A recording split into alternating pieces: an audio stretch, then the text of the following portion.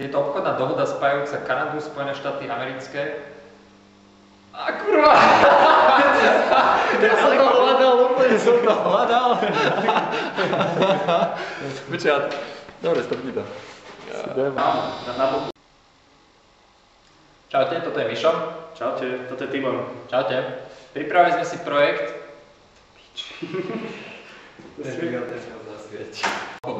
Dohoda o NAFTA bola podpísaná 17. decembra 1992 v hlavných mestách členských štátov prezidentskými do piče.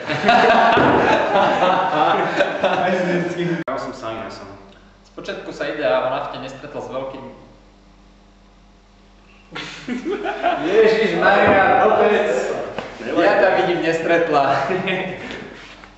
No, to Ečko je, vieš, nafta. Vyračne zo skupiny nafta. Počkaj. Ty bol skús zapnúť svetlo. Piče. Skúsim ti zahasnúť svetlo. Piče. Čiže nafta je severoamerická dohoda o voľnom obchode. Je to obchodná dohoda spájajúca Kanadu, Spojené štáty americké a Mexiko do zóny voľného obchodu. Čo je? Ten si žvášne. A sa to už uhral. Vzniku nafta predchádzala dohoda o voľnom obchode medzi USA a Kanadou, tzv. CUSFTA, ktorá vznikla do riti.